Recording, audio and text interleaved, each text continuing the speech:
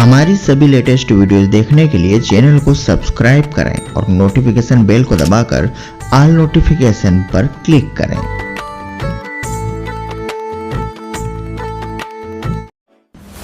सत्य घटना, सत्य की तहता।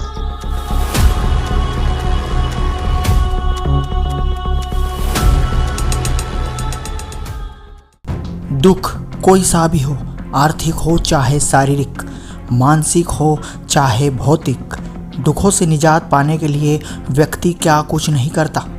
लेकिन जब दुखों का कोई अंत नज़र नहीं आता है तो फिर इंसान हताश होकर भगवान को ही पुकारता है। इसी तरह की सत्य घटना पर आधारित आज की कहानी उत्तर प्रदेश के रहने वाले राजकुमार की है। राजकुमार बहुत ही ज़्यादा गरीब था और खुद के पास सर छुपाने के लिए घर भी नहीं था। सारे देवी देवताओं की पूजा पाठ, हर पूर्णमासी को गंगा स्नान और सब कुछ जो एक आम इंसान करता है, राजकुमार ने किया। फिर भी दुख ज्यों के त्यों ही बने रहे। फिर राजकुमार जी ने आसाराम बापू से नाम दीक्षा ले ली, लेकिन वहाँ से भी कोई लाभ नहीं मिला और आखिरकार राजकुमार को मिल गई संत रामपाल जी महाराज की शरण।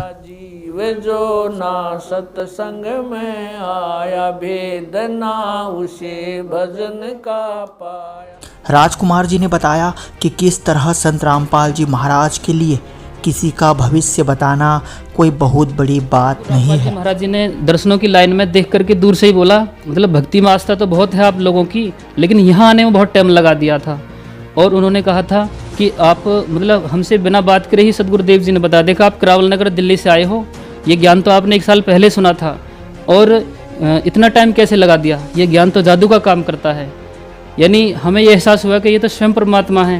यानी हमारे बिना बताए उन्होंने सब कुछ बता दिया कि ये करावल नगर से आए हैं और 1 साल पहले इन्होंने सत्संग सुना था। किस तरह गांव के लोग राजकुमार जी को गरीबी के ताने मारते थे और फिर वही लोग किस तरह संत रामपाल जी महाराज की कृपा से भगत की मदद करने के लिए आगे आ गए। अरदास इस दास की भी सुन लो, परमात्मा हमारा घर बनवा दो। गुरुजी ने इस दास को एक बार देखा और कहा कोई बात नहीं बेटा, बन जाएगा, बनवाएंगे घर, ये कहा दिया। उसके लगभग 15 दिन बाद ही अचानक से ऐसी अवस्था बनने लगी, जो लोग हमारा विरोध करते थे वो लोग हमारे साथ खड़े हो गए, यानी हमारे पक्ष में खड़े हो गए। उन्होंने कहा कि भाई आपको घर बनाना, घर की ज़रूरत है तो आप हमसे पैसा ले जाओ और घर बनाओ अपना। और तो परमात्मा की ऐसी दया हुई, 2 महीने के अंदर अंदर ही भगवान की दया हुई, ये घर बन के तैयार। और फिर इसके बाद किस तरह गलती से जहर खा लिया और संत रामपाल जी महाराज पर पूरा विश्वास करके चादर ओढ़कर सो गए। इसके बाद जो हुआ हैरान करने वाली बात भी कर दी, मेरी गिलास में भी होगी और मम्मी जी के गिलास में भी होगी। अब चाय पीते पीते जैसे उस छपकली का मुंह दिखा, क्योंकि डिबिया का उजाला जो बहुत कम होता है वो स्पष्ट तौर पर उसमें नहीं दिखता। लेकिन उसके बाद जब मुझे कुछ अंदेशा हुआ कि भाई गिलास में कुछ है, चाय वाले गिलास में, तो उसके बाद जब मैंने ध्यान से देखा डिबिया के उजाले में कि भाई ये क्या हो रहा है, भाई कहीं ना कहीं गड़बड़ है, तो उसके उजाले में देखा तो उसमें छिपकली, उसके मुंह खुला हुआ था और उसके पंजे ऊपर को थे। मन की मम्मी ये तो हमने जहर खा लिया, छिपकली में तो बहुत जहर होता है सांप के बराबर, तो हमें तो दिक्कत हो जाएगी। उसके बाद अब हम क्या करें, रात को 11:30 बजे का टाइम था, बड़ी दिक्कत। अब गाँव में ऐसी व्यवस्था नहीं होती कि डॉक्टर को दिखाओ, क्या करूँ, अब सब सोए पड़े हैं, क्या करें। तो हमें सदगुरु रामपाल जी महाराज पर पूरा भरोसा था कि ज़िंदगी और मौत हमारे सदगुरु रामपाल जी महाराज के हाथ में है। हम परमेश्वर की सद्भक्ति करते हैं, हमें कुछ नहीं होगा, इस बात का हमें पूरा विश्वास था। हमने किसी को कुछ नहीं बोला और हम परमात्मा का अमृत जल प्रसाद लेकर के हम आराम से सो गए। उसके बाद और क्या क्या घटनाएं घटी राजकुमार जी के जीवन में, आइए जानते हैं आज के इस वीडियो में। नमस्कार सर। सर क्या नाम है आपका? सर मेरा नाम राजकुमार है। राजकुमार जी आप कहाँ से हैं? सर मैं गांव दौलतपुर, जिला बुलंदशहर, उत्तर प्रदेश का रहने वाला हूँ। राजकुमार जी, संत रामपाल जी महाराज से नाम दीक्षा आपने कब ली? सर संत रामपाल जी महाराज जी से नाम दीक्षा सन 2005 में ली थी, 27 जून सन 2005। सर संत रामपाल जी महाराज से नाम दीक्षा लेने से पहले क्या आप कोई भक्ति साधना भी करते थे? हाँ सर, संत रामपाल जी महाराज की शरण में आने से पहले हम जो हमारे समाज में प्रचलित साधनाएं हैं वो हम सभी करते थे। जैसे देवी देवताओं की पूजा करना, त्यौहार मनाना और गंगा स्नान करना। हमारे परिवार में एक नियम था हमारे घर में कि जो मतलब हर पूर्णमासी को जिसका भी मौका लगता था कोई ना कोई परिवार में से अवश्य गंगा स्नान करने जाता था।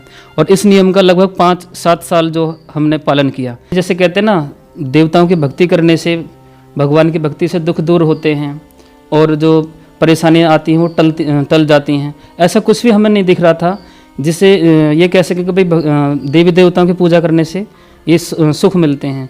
फिर हमें पहले से एक मन में प्रेरणा ये थी कि भाई जब परमात्मा है तो हमारे दुख दूर क्यों नहीं करता। हमारे जो है हम ऐसे भगवान की भक्ति करें जो हमसे बात करें, यानी भगवान के बारे में कोई बताने वाला हमें संत मिले, जो हमें हमारी जो ज्ञान की तड़फ है, यानी परमात्मा ने ये सृष्टि बनाई, ये सब कुछ बनाया, ये क्यों बनाया, हम दुखी क्यों हैं यहाँ, और यहाँ से सुखी होने का रहस्य क्या है, इसके बारे में बताने वाला कोई संत मिले, यानी कोई भगवान के बारे में ज्ञान देने वाला कोई संत मिले जिसको हम गुरु बना करके भक्ति करें। तो ये साधनाएं हम करते थे, यानी देवी देवताओं की पूजा करना। किसी ने बताया आप जो है आसाराम जी से नाम दीक्षा ले लो। उससे पहले एक छोटी सी घटना है, ये दास आपको बताना चाहता है। हमारे परिवार में एक मुकदमा चला था ज़मीन का, उसमें हमें बहुत पैसे का नुकसान हुआ था, क्योंकि हमारे पिताजी दिल्ली सिलाई का काम करते हैं। एक मजदूरी की तरह ही है, क्योंकि एक परिवार का एक मेंबर जिसमें परिवार के पालन पोषण की जिम्मेदारी हो जिसके ऊपर, और वो ही व्यक्ति अगर केस या मुकदमा लड़ेगा, तारीखों पर जाएगा, पैसे खर्च करेगा, तो फिर जो है परिवार का पालन पोषण कैसे होगा। यानी आर्थिक तंगी बहुत ज़्यादा हो गई, जिसकी वजह से हमने जो है एक मतलब ये कह सकते हैं कि भाई भक्ति की आड़ लेनी चाहिए। और इसी क्रम में किसी ने सलाह दी कि आप आसाराम जी बापू जी से नाम ले लो और गुरु बना करके भक्ति करने से दुख दूर होते हैं। तो हमने आसाराम जी बापू जी से 2001 में नाम दीक्षा ली थी, जब इस दास की उम्र लगभग 8 साल थी। और उसके बाद फिर भी भक्ति हमारी तो नाम दीक्षा जो ली थी हमारी मम्मी जी ने, हमारे पापा जी ने और मैंने, हम तीनों ने एक साथ ली थी आसाराम जी से भी। उसके बाद भक्ति की, लेकिन भक्ति का कोई ख़ास फ़ायदा नहीं हुआ। उसके बाद हमारे पिताजी दिल्ली रहते थे, उनको दमा सांस की प्रॉब्लम थी, और इतनी प्रॉब्लम थी कई बार जो है वो अपने दैनिक कार्य, जैसे मान लो सुबह उठ करके अपना काम करना, वो नॉर्मली नहीं कर पाते थे। और हमारी मम्मी जी को ब्लड प्रेशर लो की समस्या थी, रोज़ तीसरे दिन उन्हें ब्लड प्रेशर लो हो जाया करता था, बहुत ज़्यादा दिक्कत होती थी। यहाँ तक कि अपनी जो है जो दैनिक क्रियाएँ होती हैं, जैसे सुबह उठकर अपना नहाना धोना करना, पूजा पाठ करना, इसमें भी वो दिक्कत होती थी उनको। अब आसाराम जी बापू जी से नाम दीक्षा जब ली थी उन्होंने, तो उनकी भक्ति में ये नियम था कि भाई सुबह उठ करके सबसे पहले आपको नहा धो करके ही पूजा करनी है। अब जब बीमार आदमी है, बीमार व्यक्ति है, तो पूजा पाठ कैसे करेगा। तो इस तरीके से भक्ति करते हुए दिक्कतें आ रही थी। सर, इन सब परेशानियों के बीच आपको संत रामपाल जी महाराज के बारे में जानकारी कहाँ से मिली? सन 2004 में हमारे जो पिताजी थे वो करावल नगर दिल्ली में काम करने जाते थे। घर से जैसे फैक्ट्री के लिए निकले वो, तो रास्ते में एक सतीश भगत जी हैं करावल नगर दिल्ली में, तो वहाँ उनके यहाँ पर परमेश्वर स्वरूप संत रामपाल जी महाराज जी का सत्संग चल रहा था। 4 दिवसीय सत्संग था, 14 से 18 अप्रैल सन 2004 में। तो पिताजी ने देखा वहाँ पोस्टर लगे हुए थे कि काल कौन है, हम सब देवी देवताओं की इतनी भक्ति करते हैं फिर भी दुखी क्यों हैं, वो परमेश्वर कौन है जो हमें दुखी से सुखी कर सकता है। इन सभी प्रश्नों के उत्तर पाने के लिए और ज्ञान की जो तड़फ है उसको पूरा करने के लिए हम भक्ति कर रहे थे। और यहाँ जब उससे संबंधित बातें सुनने को मिली तो हमें बड़ी खुशी हुई। पिताजी को उन्होंने वहाँ रुक करके सत्संग सुना। तो सत्संग में सदगुरुदेव जी यानी संत रामपाल जी महाराज समझा रहे थे कि ब्रह्मा विष्णु महेश की जो भक्ति करते हैं उनके पाप नहीं कट सकते, उनके दुख दूर नहीं हो सकते, क्योंकि ये इनके पावर से बाहर की बात है और इन देवी देवताओं की भक्ति नहीं करनी चाहिए। आसाराम जी, सुधांशु जी ये गलत भक्ति बता करके भक्त समाज को गुमराह कर रहे हैं। इसके बारे में संत रामपाल जी महाराज समझा रहे थे सत्संग में। इन सब बातों को सुन करके हमारे पिताजी को बिल्कुल भी अच्छी बात नहीं लगी, क्योंकि हमारे पिताजी और हम सभी ने आसाराम जी से नाम दीक्षा ले रखी थी कि भाई आसाराम जी के बारे में ऐसा बोल रहे हैं, ये तो बहुत गलत बात है, किसी के बारे में ऐसा नहीं बोलना चाहिए। लेकिन संत रामपाल जी ने इन सारी जानकारी देने के साथ साथ जो सदग्रंथ दिखाए, जैसे गीता दिखाया, वेद दिखाए, पुराण दिखाए, उन सब में गुरुजी ने उंगली रख रख के पढ़ाया कि भाई देखो हमारे वेद ऐसा बताते हैं। तो पिताजी ने जब ये सच्चाई सुनी तो उन्हें बहुत ही ज़्यादा अचंभा लगा और कहा कि भाई ये तो सच्ची बात है जो हमारे ग्रंथ बता रहे हैं। गीता जी दिखाई, श्रीमद् भगवद गीता का पहले हम 1 अध्याय का डेली पाठ करते थे, क्योंकि हमें बताया गया था कि श्रीमद् भगवद गीता का पाठ करने से ज्ञान यज्ञ का लाभ मिलता है और उससे दुख दूर होते हैं हमारे। तो उसका हम एक अध्याय का डेली पाठ करते थे, लेकिन उसमें रहस्य क्या है ये हम नहीं समझ पाए।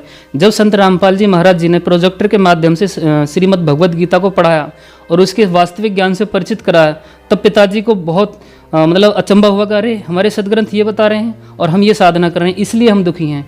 तो पिताजी ने 4 दिन लगातार वहाँ सत्संग सुना। तो उसके बाद संत रामपाल जी महाराज जी का ज्ञान सुनने का इस दास को भी सुअवसर प्राप्त हुआ और जिस भक्ति और भगवान की हमें तलाश थी उसके बारे में जानकारी मिली। बड़ी खुशी हुई मन में कि हे परमात्मा, हम आपके लिए तड़फ रहे थे और आप जो है अब ये तड़फ हमारी पूरी हो जाएगी, यानी जो ज्ञान की भूख थी वो कंप्लीट हो जाएगी। और वो पुस्तकें फिर हमने पढ़ी। उन पुस्तकों को पढ़ने से हमें यथार्थ ज्ञान हुआ कि सबसे पहले हम ये सोचते थे कि भाई सृष्टि कैसे रची गई है, इसका कोई वास्तविक जानकार कौन है जो हमें ये बता सके कि सृष्टि कैसे रची गई है। तो संत रामपाल जी महाराज जी ने विद प्रूफ सृष्टि रचना सुना करके सभी धर्म ग्रंथों के पवित्र सदग्रंथों से ये प्रमाणित कर दिया कि पूर्ण परमात्मा कौन है, कैसे कैसे सृष्टि रची गई। हम तीनों सतलोक आश्रम करौथा गए और वहाँ से संत रामपाल जी महाराज जी से नाम दीक्षा ली। सदगुरु रामपाल जी महाराज जी से नाम लेने के बाद जब हम उनके दर्शनों के लिए वहाँ पहुँचे, सदगुरु रामपाल जी महाराज जी ने दर्शनों की लाइन में देख करके दूर से ही बोला कि आप जो है मतलब भक्ति में आस्था तो बहुत है आप लोगों की, लेकिन यहाँ आने में बहुत टाइम लगा दिया था। और उन्होंने कहा था कि आप मतलब हमसे बिना बात करे ही सदगुरुदेव जी ने बता देखा आप करावल नगर दिल्ली से आए हो, ये ज्ञान तो आपने 1 साल पहले सुना था और इतना टाइम कैसे लगा दिया, ये ज्ञान तो जादू का काम करता है। यानी हमें ये एहसास हुआ कि ये तो स्वयं परमात्मा है, यानी हमारे बिना बताए उन्होंने सब कुछ बता दिया कि ये करावल नगर से आए हैं और 1 साल पहले इन्होंने सत्संग सुना था, ज्ञान सुना था। संत रामपाल जी महाराज से नाम दीक्षा लेने के बाद क्या आपको लाभ भी प्राप्त हुए? संत रामपाल जी महाराज जी से नाम दीक्षा लेने के बाद हमें बहुत सारे लाभ हुए। जैसे कि जब हम जो परेशानी हमारे सामने आ रही थी, जैसे हमारी मम्मी जी को ब्लड प्रेशर लो की समस्या होती थी आए दिन और वो बहुत परेशान रहती थी इस चीज़ से। संत रामपाल जी महाराज जी से नाम दीक्षा लेने के बाद उन्हें ब्लड प्रेशर लो की कोई दिक्कत नहीं हुई, जो कि उन्हें पहले अक्सर रहा करती थी। और हमारे पिताजी का जो दम सांस की समस्या थी वो भी बिल्कुल ठीक हो गई। और अब परमात्मा की ऐसी दया है कि वो बिल्कुल ठीक रहते हैं और अपना दैनिक कार्य आराम से कर लेते हैं। और उसके बाद जब हम सत्संग में आते थे तो जो हमारे पड़ोसी लोग हैं वो ताने मारते थे कि आपके संत रामपाल जी महाराज पूर्ण संत हैं, भक्ति सच्ची बताते हैं, उससे समय सुख होने चाहिए, तुम्हारा कच्चा घर है ये पक्का क्यों नहीं बनता, इसको कह करके पक्का बनवाओ, आप जो घर ना बना लो अपना। तो इस तरीके से हमें टॉर्चर करते थे, मतलब हमें ताना मारते थे। तो हमारी मम्मी जी ने सदगुरुदेव जी से दर्शनों की लाइन में प्रार्थना की, गुरुजी इस तरीके से बोलते हैं। तो गुरुजी ने कहा कोई बात नहीं बेटा, बोलने दो उनको, परमात्मा सब दया करेंगे। और घर बनवाने की बात है तो घर तो परमात्मा बनवाएंगे, और घर बनवाने की जल्दी ना करो, परमात्मा 120 साल काशी में झोपड़ी में रहकर गए थे, झोपड़ी इतनी बुरी नहीं है, आप भक्ति करो बस, परमात्मा सब कुछ ठीक करेंगे। तो परमात्मा की दया से बरवाला आश्रम में ये दास सेवा करता था भंडारे में, परमात्मा ही करवाते हैं सेवा। तो उस दौरान मम्मी जी ने इस दास को बोला कि आप गुरुजी से प्रार्थना लगाओ घर बनवाने के बारे में, क्योंकि परेशानी कई सारी आ रही थी। लोग तंग करते थे कि भाई आप पैसा खर्च कर देना, पैसा इकट्ठा करके आप जो है घर ना बनवा लो, क्यों तंग होते हो। और गुरुजी को भी भला बुरा कहते थे। तो इस दास ने परमात्मा के सामने, सदगुरु रामपाल जी महाराज जी के सामने प्रार्थना की हाथ जोड़ करके कि हे परमात्मा, आप सबकी सुनते हो, आप सबके दुख दूर करते हो, एक अरदास इस दास की भी सुन लो, परमात्मा हमारा घर बनवा दो। गुरुजी ने इस दास को एक बार देखा और कहा कोई बात नहीं बेटा, बन जाएगा, बनवाएंगे घर, ये कह दिया गुरुजी ने। और उसके ये हैरान करने वाली बातें हैं, उसके लगभग 15 दिन बाद ही अचानक से ऐसी अवस्था बनने लगी, जो लोग हमारा विरोध करते थे वो लोग हमारे साथ खड़े हो गए, यानी हमारे पक्ष में खड़े हो गए। उन्होंने कहा कि भाई आपको घर बनाना, घर की ज़रूरत है तो आप हमसे पैसा ले जाओ और घर बनाओ अपना। और तो परमात्मा की ऐसी दया हुई, 2 महीने के अंदर अंदर ही भगवान की दया हुई, ये घर बन के तैयार हो गया। तो जिसकी वजह से लोगों का ताना देना वो बंद हो गया। और जो गांव के प्रधान वगैरह होते हैं उनकी भी एक स्कीम होती है घर बनवाने की, वहाँ बहुत बार हम फॉर्म लेकर के पहुँचे कि भाई गवर्नमेंट की स्कीम के थ्रू ये घर बन जाए हमारा, लेकिन उन्होंने कोई सुनवाई नहीं करी, क्योंकि आप समझते हो इस बात को कि भाई बिना पैसे लिए कोई आगे नहीं बढ़ता, और हमारे गुरुजी का रिश्वत देने का आदेश भी नहीं है। इसलिए वहाँ हमें सफलता नहीं मिल पा रही थी। लेकिन सदगुरु रामपाल जी महाराज जी से प्रार्थना करने के बाद हमारा घर बना। परमात्मा ने बहुत ही दया की हमारे ऊपर और आज हम उस घर में बड़े आराम से रह रहे हैं। और एक लाभ और है, जैसे नाम दीक्षा लेने के बाद जैसे हम पहले चूल्हे पे खाना पकाते थे, परमात्मा ने गैस कनेक्शन करवाया। और हमारे अड़ोसी पड़ोसी जो लोग हैं वो कहते हैं कि भाई तुम तार डाल लो, इतने परेशान रहते हो, घर में उजाला हो जाएगा, ये डिबिया क्यों जलाते हो, लैंप क्यों जलाते हो। तो हमारे सदगुरु जी ने हमें समझाया था कि बच्चों ये चोरी से काम नहीं करना, अगर एक नंबर भगवान को सुविधा देनी है तो 1 नंबर से देगा, 2 नंबर से मत करना, चाहे बिना सुविधा के रह लेना। तो परमात्मा की उसी आदेश को पालन करते हुए हम जो है अपना डिबिया से या लैंप से उसी से पढ़ाई करते थे। 10वीं इंटर तक की पढ़ाई जो है लैंप से की है। और उसके बाद परमात्मा की दया हुई, भगवान ने बिजली का कनेक्शन करवाया और वो ऐसी सुविधाएं अब कभी ख़त्म नहीं हो, क्योंकि हम सतभक्ति कर रहे हैं। परमेश्वर की सतभक्ति करने से जो परमात्मा अपनी तरफ से जो सुविधाएं देता है वो कभी ख़त्म हो नहीं होती और वो एंडलेस होती हैं। लेकिन हमें नियम में रह करके भक्ति करनी होती है, जिसकी वजह से परमात्मा हमें सुविधाएं फ्री ऑफ कॉस्ट देते हैं। परमात्मा ने अनहोनी की थी इस दास के साथ में और हमारी मम्मी जी के साथ में। जब 9th क्लास में दास पढ़ाई कर रहा था तो क्योंकि एग्ज़ाम नज़दीक थे तो रात में देर रात तक पढ़ना पड़ता था, तो नींद ना आए पढ़ते समय, इसलिए शाम को लगभग 10-11 बजे करीब जो है दास चाय बनवा लेता था और उसके बाद फिर पढ़ने में लग जाता था। तो इसी क्रम में मम्मी ने एक बार चाय बनाई तो पतीली में, क्योंकि उसकी ऊपर वाली साइड में वो छिपकली थी पतीली में लेकिन दिखाई नहीं थी, मम्मी ने उसी में पानी करके और उसी में चाय बना के हमें दे दी। मम्मी को भी पता नहीं लगा उस समय। और उसके बाद जब वो चाय गिलास में भी कर दी, मेरी गिलास में भी होगी और मम्मी जी के गिलास में भी होगी।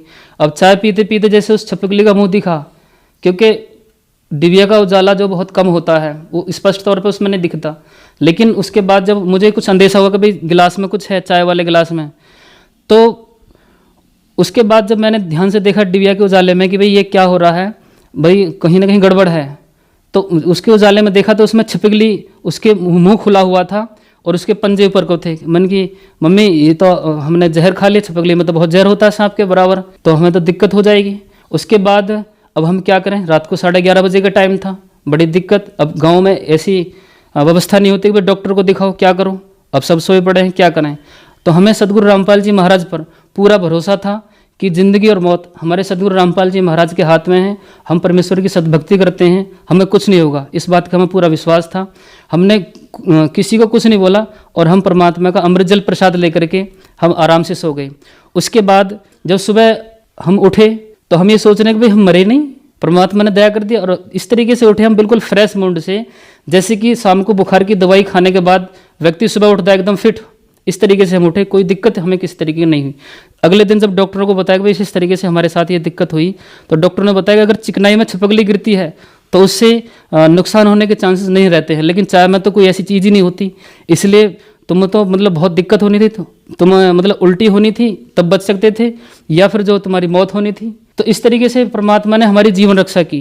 रिश्तेदारी में जाते हैं, आने जाने में कई सारी दिक्कतें होती हैं, उन सुविधा को, उन चीज़ों को ध्यान में रखते हुए तो दास के मन में एक प्रेरणा हुई कि भाई अगर मोटरसाइकिल मिल जाए तो कितना अच्छा हो। नई का हमारा ब्योत था नहीं, क्योंकि इतनी पैसे की इनकम नहीं थी। उस स्थिति में तो मन ही मन में प्रार्थना की कि परमात्मा अगर नहीं भी दिवाओगे तो आप ही दिवाओगे, ये मन ही मन में प्रार्थना की थी। परमात्मा की ऐसी दया हुई, जो लोग हमारे विरोधी थे उन्होंने ही हमारे इस काम में हमारा सहयोग किया कि भाई अगर मोटरसाइकिल लेनी है ठीक है, बताओ कितने रुपए चाहिए आपको, तो उन्होंने ही सहयोग किया हमारा इस काम में। और भगवान की दया हुई, शोरूम से जाकर ऑन कैश पेमेंट परमात्मा की दया से हमारी मोटरसाइकिल निकली। सर, आपकी भक्ति करने में बहुत रुचि थी। आप और आपका परिवार शुरू से ही गुरु परंपरा से जुड़ा हुआ था। आपने 8 साल की उम्र से ही आसाराम बापू से नाम दीक्षा ले रखी थी। फिर आप संत रामपाल जी महाराज की शरण में आए। सर, कहते हैं गुरु नहीं बदलना चाहिए, गुरु बदलना पाप है, क्या ये बात सही है?